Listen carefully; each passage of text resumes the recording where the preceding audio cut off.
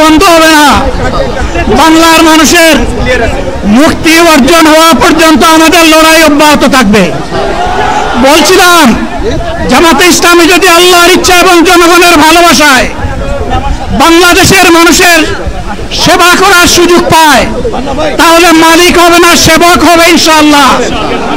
আজ আমি ঘোষণা দিচ্ছি, লক্ষ জনতাকে সাথে নিয়ে বাংলাদেশ জামাতে ইসলামী থেকে যারা আগামীতে সংসদ সদস্য হিসাবে নির্বাচিত হবেন, যদি আল্লাহর ইচ্ছায় জনগণের ভালোবাসায় বাংলাদেশ জামাতে ইসলামী থেকে সংসদ সদস্যরা নির্বাচিত হয়ে সরকার গঠন করেন, তাহলে কোন এমপি, কোন মন্ত্রী আগামীতে সরকারের রিপোর্ট গ্রহণ করবে না। কোন এমপি এবং কোন মন্ত্রী ট্যাক্সবিহীন কোন গাড়ি চড়বে না। কোন এমপি এবং কোন মন্ত্রী তার নিজের হাতে কোনো টাকা চালাচালি করবে না।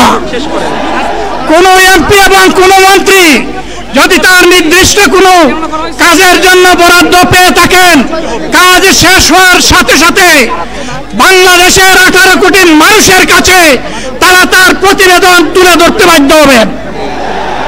সম্মানিত বন্ধুগণ, চাঁদা আমরা নিব না, দুর্নীতি আমরা করব না। চাঁদা আমরা নিতে দেব না, দুর্নীতি আমরা সহ্য করব না। এই বাংলাদেশটাই আমরা দেখতে চাই। যুবকদেরকে আমরা স্পষ্ট ভাষায় বলতে চাই, বন্ধুগণ, তোমাদের সাথে আমরা আছি। আমি আজকে জামাতের আমির হিসাবে এখানে কথা বলতে আসিনি। আমি এসেছি বাংলাদেশের 18 কোটি মানুষের একজন হয়ে কথা বলতে। আমি শিশুদের বন্ধু, আমি যুবকদের ভাই, আমি বয়স্কদের সহযোদ্ধা, আমার বোনদের আমি ভাই।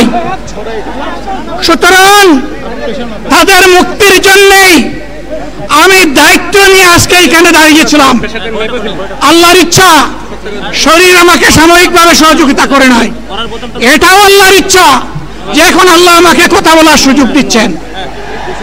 আমি বলতে চাই, বাংলাদেশের নির্দিষ্ট কোন শ্রেণীর মুক্তির জন্য আমাদের এই লড়াই নয়। রাস্তার একজন পরিচ্ছন্নতা কর্মী, চা বাগানের একজন শ্রমিক, রক্ত পানি করা ঘাম জড়ানো আমার একজন রিক্সা চালক ভাই মাঠে ময়দানে বাংলাদেশের মানুষের মুখে যারা এক মুঠো ভাত তুলে দিতে চায়, আমার সেই কৃষক বন্ধুটি, আমি তাদের হয়ে আজকে এখানে কথা বলতে এসেছি। আমি কোন অভিজাত শ্রেণীর হয়ে এখানে কথা বলতে আসিনি। আল্লাহ তাআলার অশেষ মেহেরবানি, আজীবন সকল রক্ত চক্ষুকে উপেক্ষা করেছি, যে জুলুমের পরোয়া করি নাই। আমার আফসোস, 24 সালে জাতিকে মুক্তি দিতে গিয়ে যারা জীবন দিয়ে শহীদ হলো, আমি তাদের একজন হতে পারলাম না।